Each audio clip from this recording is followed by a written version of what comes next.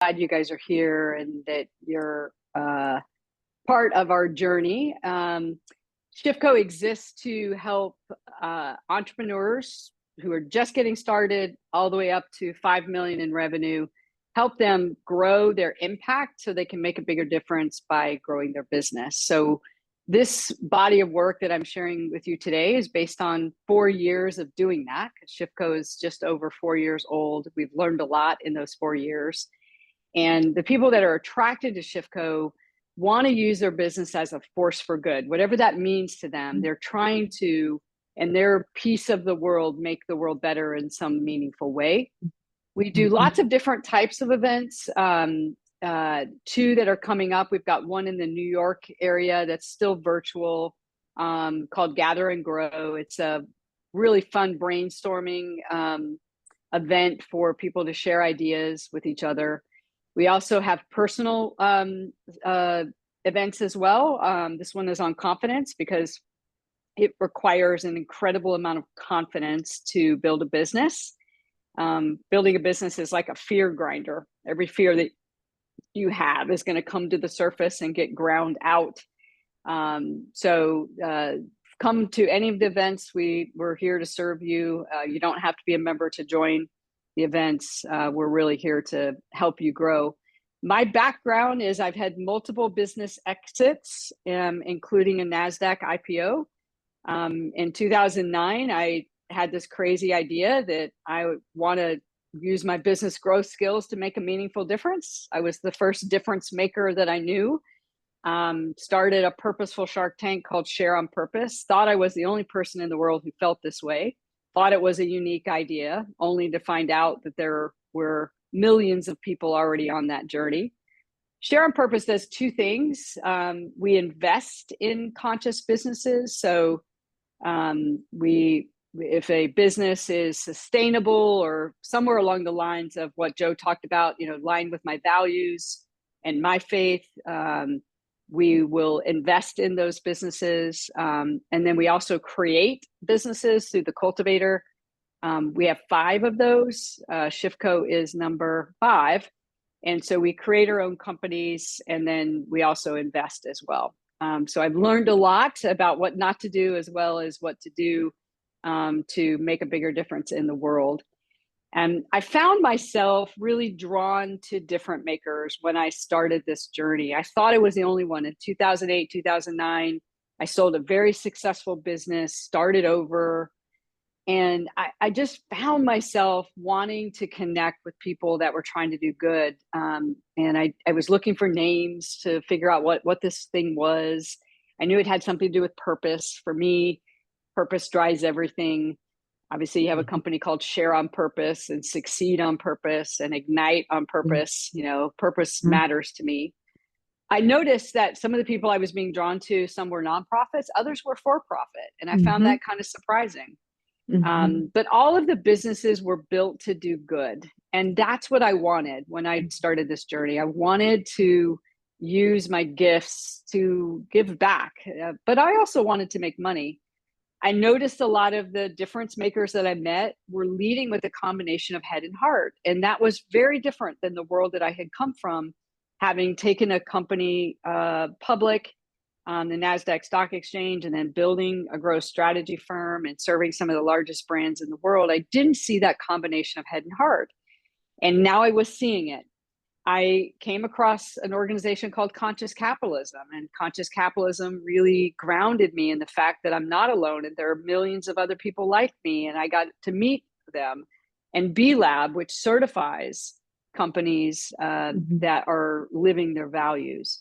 So this idea of difference makers was born, and really just found my people, found my home. I did a lot of research on it. And what I found about difference makers is value is our advantage.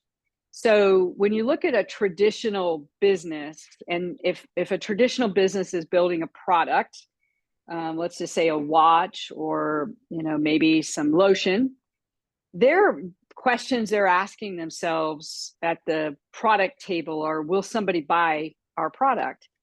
Difference makers are not doing that. Difference makers say, will it solve a problem? Example of a difference maker is the company, Your Izzy Beauty. It's the first zero waste makeup line. And the founder of this business said, I'm tired of all the plastic in the world. He had a long history, 20 something years in makeup and skincare. And he said, I want to find a way to make makeup and skincare products that don't pollute the environment. So very, very different approach to our product or service. Difference makers look at pricing differently. Traditional businesses say, oh, what will somebody pay? A difference maker says, how much is it worth? And then on the success side, traditional businesses are thinking, how much money can we make? Difference makers are saying, can we make a difference?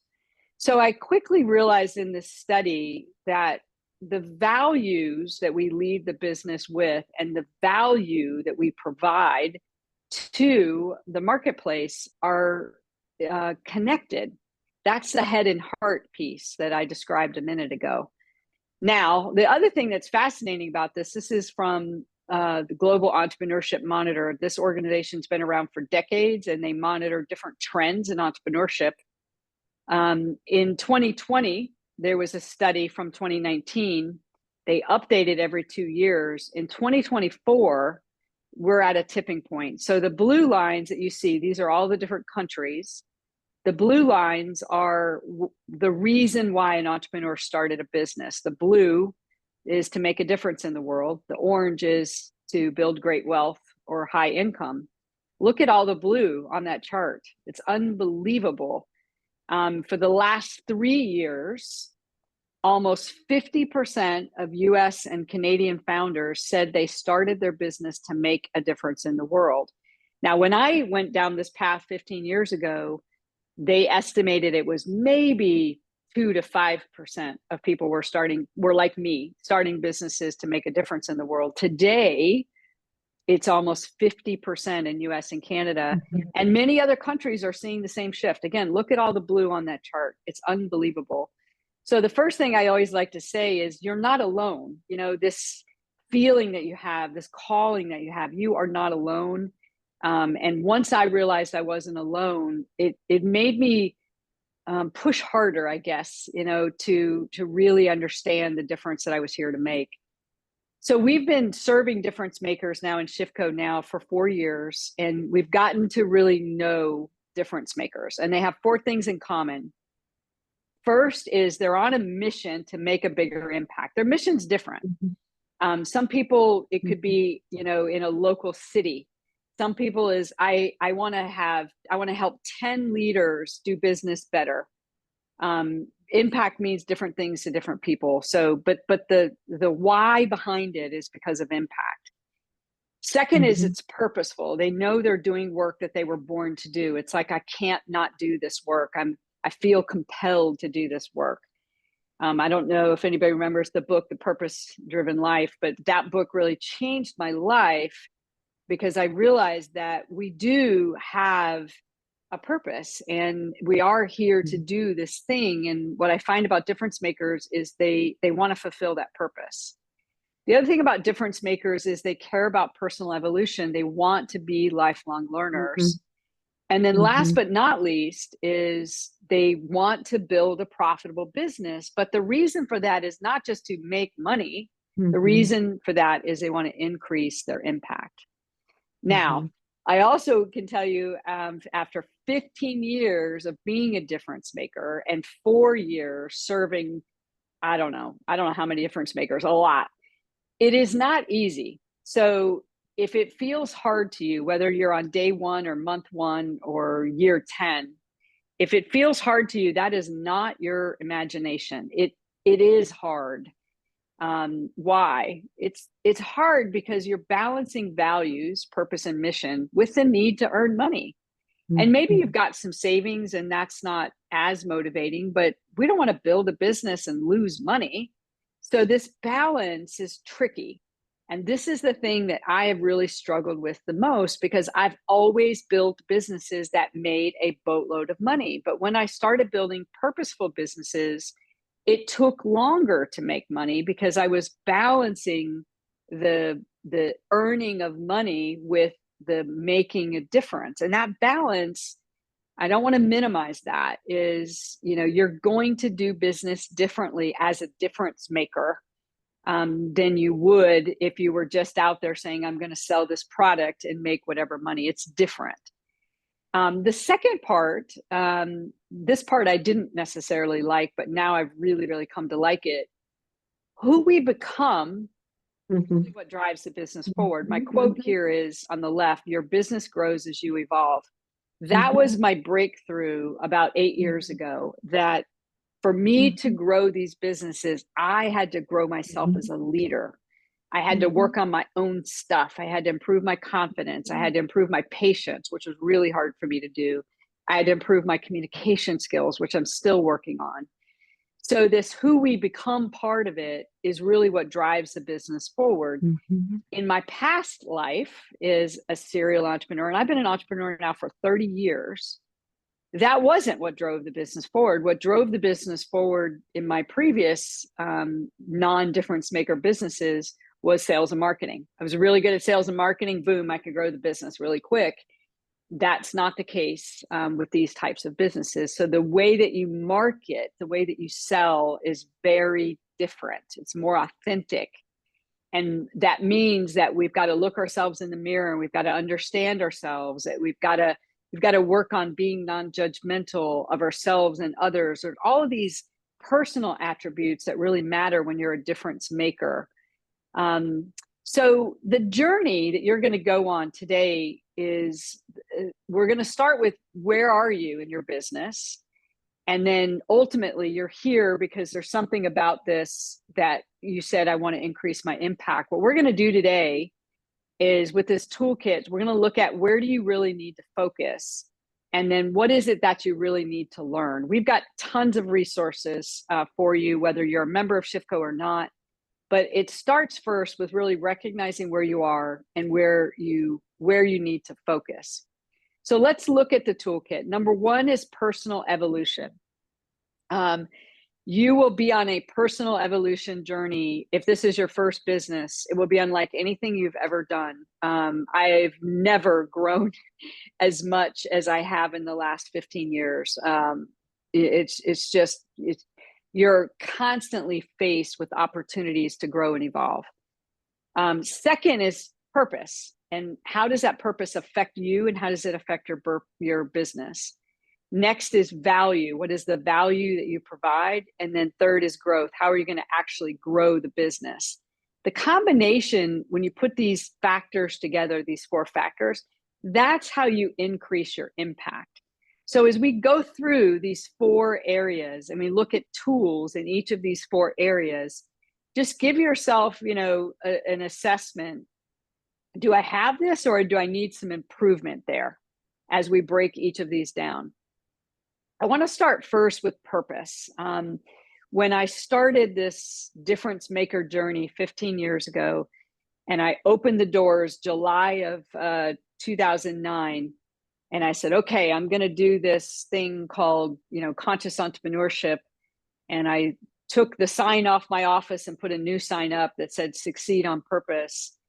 I really understood that purpose was about the why. Why am I doing this? Why does it matter? How is it going to add value in the world? So one of the things you need to be really clear on is, why are you building your business, and why does it matter? Like, why? Why does the business matter? What is that meaningful difference that you're going to make? And you really have to be clear on this. The other thing about it is, purpose is a verb. This was, I think, one of my biggest breakthroughs early on. The action that you're to take to make a difference in the world is a verb. So my personal purpose is to inspire potential. That's why I was put on this earth, to inspire your potential. Okay. Well, if I just sit here and kind of go, that's my purpose, isn't that wonderful? Nothing is going to happen. I'm not going to actually make a difference in the world. But if I activate that, if I say, all right, I want to do this webinar and I want to share what I've learned with people, I want to inspire your potential. Well, now the purpose gets activated. So it's a verb. It's about the actions that you're taking. The second thing that I've found is I was born to fulfill this purpose. Purpose is something for me that you just can't not do. Like every step of the way, even when it was hard, even when I was failing in the last 15 years, I had to keep going. I knew I was supposed to do this. There was a level of light to it that I had never experienced before in any other career choice that I had. Purposeful work also increases your resiliency and dedication. So one of the things I find about conscious entrepreneurs is the work is so fulfilling, they're going to keep going no matter what, even when it's challenging, even when it's hard. So that aspect of it matters. However, what I also learned very early on, and I think this is one of the reasons why my purposeful businesses have been successful, is purpose can and should be measured. So what that means is that back to that question of what is your purpose? Why are you building the business, and why does your business matter? Well, it matters because you're trying to make an impact, whether you're trying to reduce the plastics in the world as your Izzy is doing, or whether or not you're trying to help nonprofits get funding or companies improve revenue operations or improve their branding, such as in Kim's business. Why does it matter? And how do you measure it? And the measurement part is where you're going to go from making a little bit of impact to making a huge impact. When we measure our purpose and our impact and we respond accordingly, that's how you increase the value to your customers. So measurement matters. And I'm going to show you an example of that with ShiftCo, but I want you to ask yourself these questions. Says purpose can be measured. So ShiftCo's purpose is up on the upper right-hand quadrant. Just said simply, our purpose is to help you grow your business, okay? After 1 year, so we started in July of 2020, 1 year in, we said, you know what, this purpose is wonderful, but let's measure it. And we looked at how many members had joined, how many members were using our platform, and we looked at how many of our members have doubled their revenue. And at the time, 1 year in, was 53.4%. And that was pretty impressive 1 year in, but it wasn't enough. So we said, okay, let's look at the ones who increased their revenue and let's look at the ones who didn't. What are we missing? And we started adding different programs and changing things. 1 year later, it had jumped to 77%. And so we looked at, okay, well, for the ones that weren't doubling their revenue, the ones that were, what did we do differently? And then we increased it. And then as of May of this year, was 84.9% of the members that are using our platform have doubled their revenue.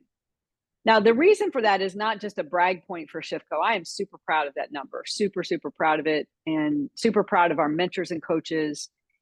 The thing that I want you to realize is you've got to find a way to measure your purpose and your impact, whatever it is. It could be customer retention. It could be, what is the percentage of success that your customers have after they've purchased your product or your solution. You've got to find a way to measure that impact. And the reason isn't just for bragging rights, because we don't brag anywhere near about these numbers as much as we should. It's so that you can activate and modify the purposeful work that you're doing to increase your impact. That's the key. And so we evaluate all of the programs every single quarter. Our leadership team gets together. We take the MSR snapshot. We look at who is doubling their revenue, who's not, what do they need, so that that number can keep going up. I know it will never be 100%. I wish it were. But boy, we're certainly going to try. And so I want you to really think about that, for starting first with purpose.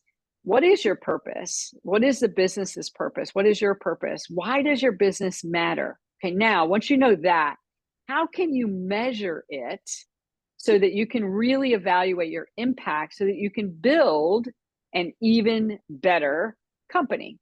So that's the first part of it. And the thing that you're going to find when you measure it, these two are very well connected right here. You are going to evolve in the process, because what I learned as I was measuring our purpose, is there were things that I believed and things that I was doing that were not effective for some of our members, and we needed to do it differently. So I began to look for other coaches that taught and coached a different way. And I began to look for complementary skill sets to surround myself by. So when you treat purpose as a verb, it helps you grow. The other thing that it does is it increases your value. And that value cannot be, that is your secret sauce, is really understanding the value you provide. So what do I mean by that? Value equals the benefits that you provide divided by the cost. And so to figure this out, you've got to know who and where your target market is. You also have to know what is their problem, because it's not what you do that adds value, it's the problems that you're solving. That's the key. Buyers benefit from the problems that you solve. So you've got to know what those problems are. Third is you've got to be able to articulate the benefits of what it is that you do and what the market will pay for. So for example, when I introduce myself, what I talk about is I'll say the value that I provide. I won't list my resume or any of that kind of stuff. I'll say I'm Terry Maxwell, I'm CEO of ShiftCo, and the value that I provide is I help difference makers grow their business and grow their impact. And that's all I say. It took me 7 seconds to say that.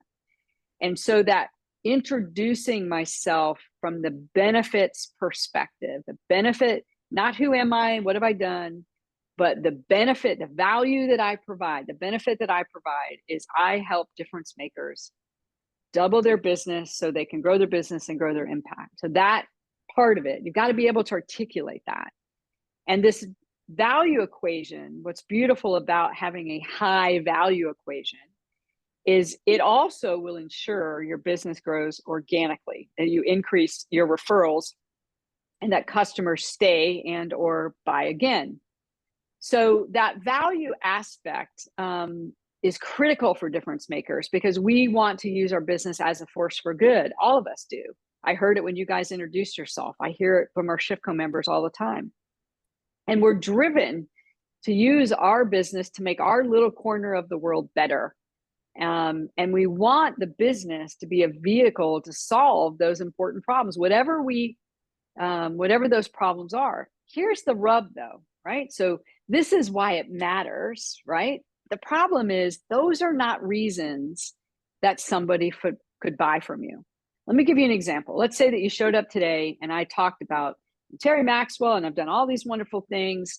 And, I'm here to change the world. I'm here to bring conscious business practices to the world. And all I did was talk about that. You would tune me out because that's not what matters to you. So the key to value is learning how to connect your purpose to the benefit to your buyer and the value that you provide to your buyer, not the why. Okay. So selling the why and promoting the why is motivating for you, but it isn't what causes your buyer to buy. What causes your buyer to buy is the exchange of value. And it is our job as difference makers to articulate that value as clearly as possible. So that's value. Last but not least is growth. So hopefully we're going through this and you're making a list of, where you are and what you need to learn. I'll direct you to some resources at the end, but I want to spend the bulk of our time talking about growth. Obviously, with the results that we get in ShiftCo, we do these things really well, but I think we are the absolute best at authentic growth in the world, really understanding what it requires to grow authentically. So let's talk about that. The first thing is a difference maker business must grow to increase its impact. So if I just said, oh, wow, I'm happy with 77% of our members doubling their business, that is not enough to have the impact. If I want to increase my impact, I also need to serve my customers better. And the irony of that is in 2002, we slowed down our growth. And I mean, we went from level 10 back down to 2 because we wanted to improve that member success rate. So we slowed down. Then we started growing again in 2003. We hit a little bump in the road. We slowed down again. So, and the reason for that is it can't just be growth for growth's sake. You want to tie that growth back to how are you impacting your customers' businesses. So we have to increase our revenue, increase our impact. We also have to improve the scalability of the business. And we have to find ways to reduce the time working in the business so we enjoy it more. So these three variables are a big part of what we help our members do. I want to start first with the scalability side, because that is trickier than most people think. If you want to scale your impact, we call it business simple. What it is if you think about a rock climber, you can see them on the right-hand side of the screen. A rock climber, they don't just jump to the top of the rock. They put one leg up, so you can see right leg up, right hand up, and then they reach for another spot, left leg up, left arm up. And then you see this back and forth. Well, that's basically what it's like growing a business. So sometimes you got to step back and you've got to simplify it, which is why we call it business simple, because it's going to feel hard even when it's purposeful, but it can be simple. So how do you do that? Well, it's really balancing two things, supply and demand. Okay, this is what we call the fulcrum. That purple line that you see on the left in between supply and demand, that's the fulcrum. The fulcrum is like the center point of a seesaw that balances two sides of a seesaw. That's the tricky part to increasing your impact, is you've got to balance supply and demand. So we have to, and these are opposing forces, by the way. And so demand is, what's your business revenue? How many new clients are you getting each month? Supply is, how are you servicing them, either through product inventory or service capacity? I want to come back to your Izzy for just a second. Great example. We had to stop the growth of your Izzy because they ran out of inventory. The sales process that we had put in place, things took off the end of last year, beginning of this year. And this is one of the investments that I mentioned. We had to turn off all marketing because they ran out of inventory. That's supply. Well, for you, if you're a service business, what's your supply? It's time. And so if your business grows really quickly, boom, I get clients, I don't have enough time. And you're constantly navigating these. Oh, now I don't have any new clients. Now I got lots of time. Oh my goodness. And so time, if you're a service business, is the supply side, whereas in a product like this, it's going to be inventory. So think of time and inventory being the same thing. So you're balancing these two attributes constantly. If your business is under 10K a month, this is what it's going to look like. The purple line. Woo, got some clients. Oh, wow, I got busy servicing the clients. Oh, I need more clients. Oh, got some clients, got busy servicing them, need more clients.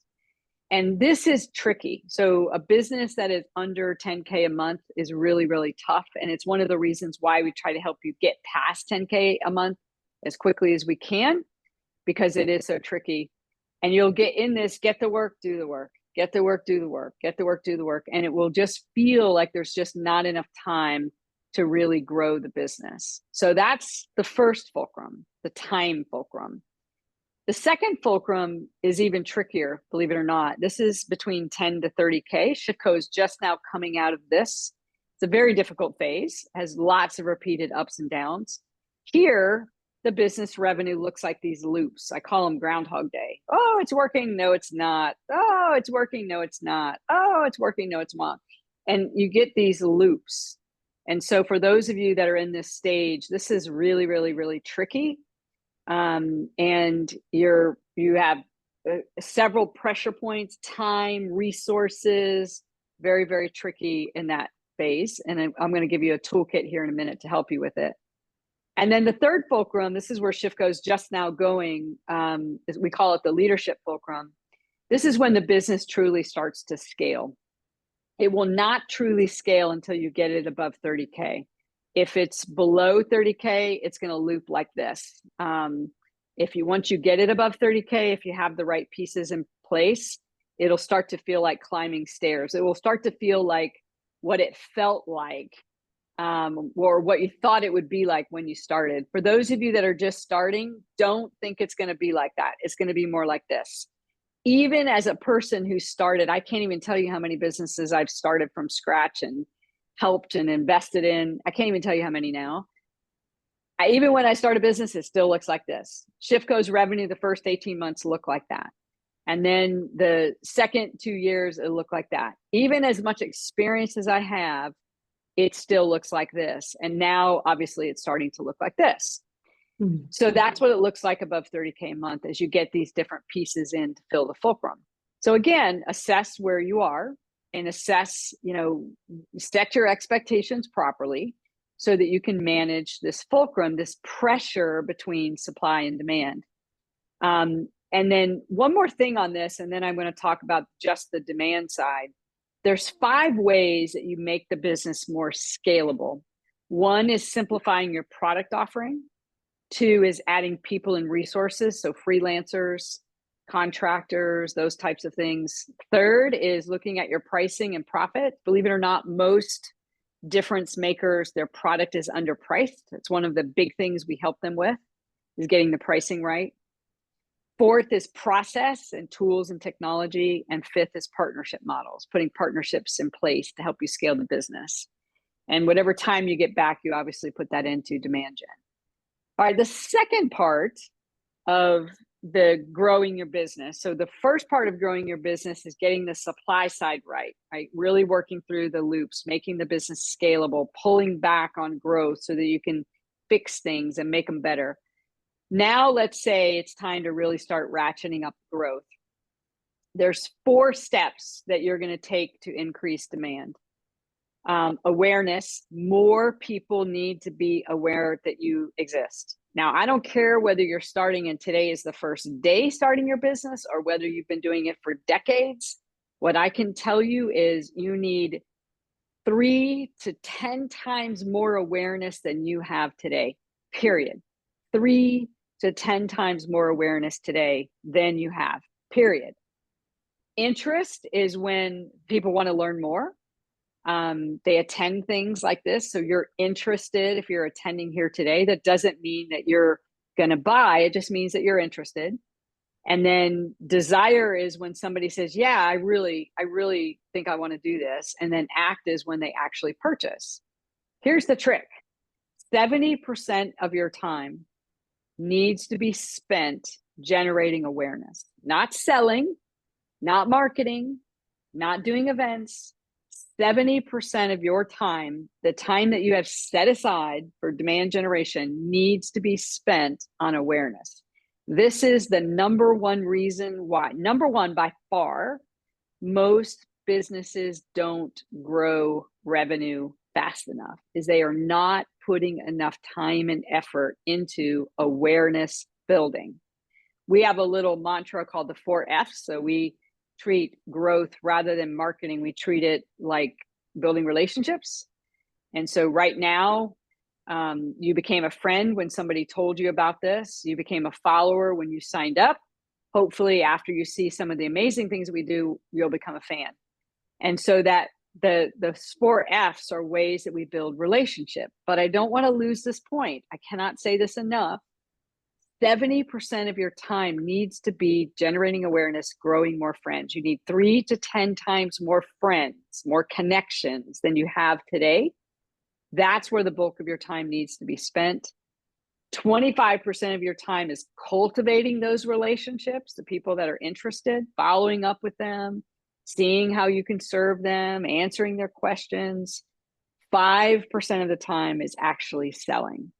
So I want you to kind of get out of your head that you have to be good at selling. No, you don't. What you've got to get great at is generating awareness that your business exists. That's the key. There's 2 lessons on our YouTube page that I want to direct you to. One of them is called Authentic Marketing, and the other one is called Authentic Selling. In both of those events, we talk about how do you do this. I'm not going to get into that today because we don't have enough time, but you can go to our YouTube page and check those out. There's lots of other great content up there but I would encourage you to check out particularly the authentic marketing, because it's almost all awareness building strategies. Now, when people buy, if the value is high, people will return and refer. 65% of the people that joined Shiftco today were referred by somebody. That's pretty awesome. 2 years ago, it was a lot higher, but today we're scaling and we're growing. But 65% is pretty awesome. So that idea of if people get value, they're going to bring more business to you is flat out true. And that's why those other aspects that I talked about in the toolkit matter. One last thing, and then I'm going to stop the recording and take some question for those of you that are here today. I want to talk about that awareness building aspect and how do you get into the discipline, and it is discipline, to doing what you need to do to generate awareness. The little piece of data point. About 10 years ago, I was invited to be on a board of an organization that taught professional and collegiate athletes how to start businesses. It was it was a wonderful year to do that. I loved that year that I spent with them, but they had in their research something that I coined as the athlete's advantage.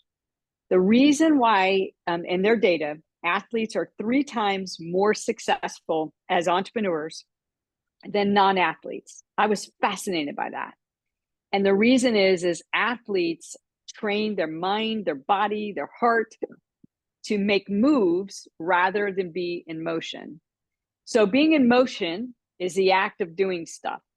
And what happens as an entrepreneur, because it's very different than a job, you get into this habit of just doing stuff. And, I responded to some emails. I did this client meeting. I did this.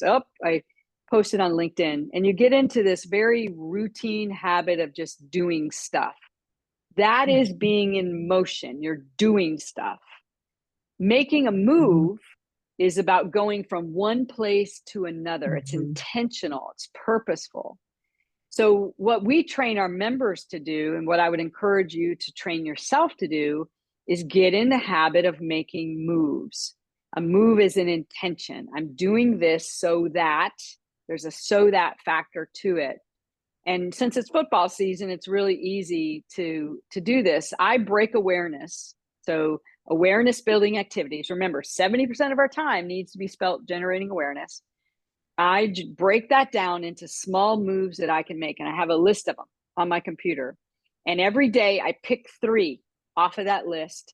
And for a dedicated period of time, I make those moves. And I dedicate each time to making each day, 3 good moves per day. And I'll spend at least an hour, sometimes 2, making moves, growing awareness. I've got a list of those awareness building activities. I dedicate the time to making those moves. That's how it works. So I'll wrap these pieces up and then I'll pause the recording and see if you've got questions. So the 4 aspects, the 4 tools is 1, dedicate yourself to your own personal evolution. Become a better you. Second is know what your purpose is. Why are you doing it? Why does your purpose matter? And measure it. Third, figure out the value you provide, not who you are and what you do, but what is the value that you provide to your buyer? What are their problems? How do you solve those problems? And 4 is put an authentic growth mechanism in place with these tips that I just gave you to manage supply and demand. But on the demand side in particular, to focus on growing the awareness of your business. Okay, that's the key. So if you want to scale your impact, remember our impact increases as the business grows. You can do it. You can do it. It isn't easy. Sometimes it's frustrating. You're going to fail more than you would ever like. My gosh, I fail more every day. Even now, after 15 years being a difference maker, I still fail, but you can do it. You just have to keep plugging away. And please let us know how we can support you. 2 events coming up. September 24th, we're doing an event about how do you grow awareness. It's on Gather and Grow. It's strategies to grow awareness in your business. We're going to get together and brainstorm. Join us for that. Even if you're not in New York, it's a virtual event. Please join us. Our New York members are helping me lead it, but it's a great event to do. If confidence is something you struggle with, personal evolution, confidence is still something I struggle with, please join us on October 10th. You can join us for any of the events that we have, and that's the Difference Maker Toolkit. So thanks for everybody for listening in. I'm going to pause the recording and take some questions.